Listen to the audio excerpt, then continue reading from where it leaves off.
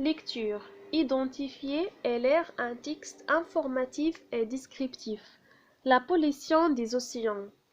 Une grande partie de notre planète est recouverte d'eau. C'est le milieu où vivent beaucoup de poissons et de mammifères. Mais malheureusement, l'on pollue la mer au lieu de la protéger.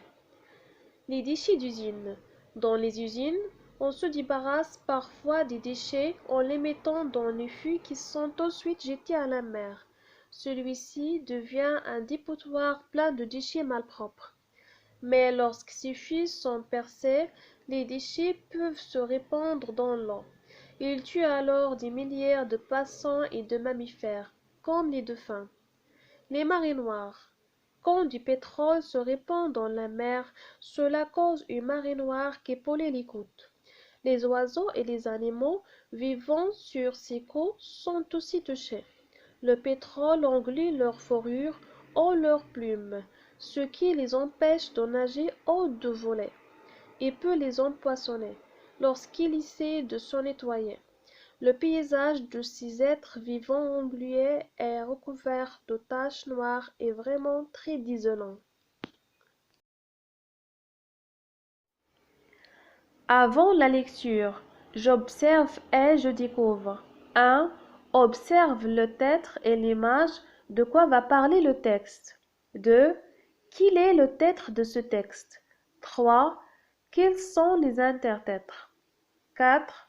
Connais-tu d'autres formes de pollution? Lesquelles? 5. Choisis la bonne réponse parmi les propositions suivantes. Ce texte va A. Raconter une histoire. B. Donner des informations. Ou bien C. Expliquer comment fabriquer un objet.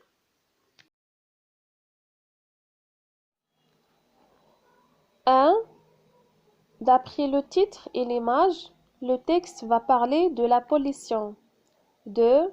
Le titre de ce texte est La pollution des océans. 3.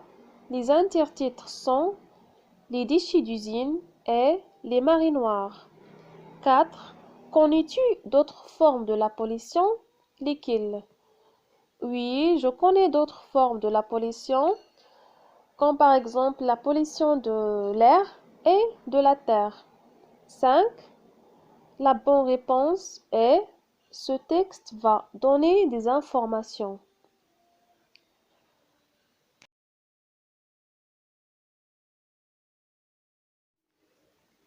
Je lis et je comprends. 6. Comment s'appelle notre planète? 7. De quoi est-il recouverte en partie? 8. Où les usines mettent-ils leurs déchets? 9. Où sont jetés les fûts? 10. Que peut-il arriver à ces fûts? 11. Qu'arrive-t-il alors aux déchets? 12. Qu'arrive-t-il aux oiseaux, aux poissons et à d'autres animaux? 13. Que peut-il arriver quand il y a un accident de bateau? 14. Comment appelle-t-on ce phénomène? 6. Notre planète s'appelle la Terre. 7. Elle est recouverte d'eau. 8. Les usines mettent leurs déchets dans les fûts. 9. Les fûts sont jetés à la mer. 10. Ces fûts peuvent se percer. 11. Les déchets peuvent se répandre dans l'eau. 12. Ils vont mourir. 13. Quand il y a un accident de bateau, le pétrole se répand dans la mer. 14. Appelle ce phénomène les marées noires. Je lis et j'écris. 15. Réponds aux questions. A. Quel est le type de ce texte?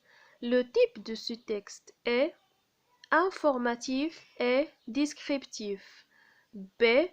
Qui souffre de la pollution de la mer d'après le texte? C. Les poissons, les oiseaux et les mammifères qui souffrent de la pollution de la mer. C. Qu'est-ce que pollue les côtes? c'est les marinoires qui polient l'écoute. D. Surligne dans le texte 3 noms d'animaux victimes de la pollution. Donc, on va surligner dans le texte ces 3 animaux victimes de la pollution qui sont les poissons, les oiseaux et les dauphins. E. Encadre dans le texte 2 adjectifs qualificatifs. Il y a beaucoup d'adjectifs dans le texte. On va encadrer seulement 2. Comme par exemple grande et malpropre. F. Dans le contraire des mots suivants. Le contraire de mots beaucoup, c'est un peu. Nettoyer, c'est salaire. Et le contraire de mot vivre, c'est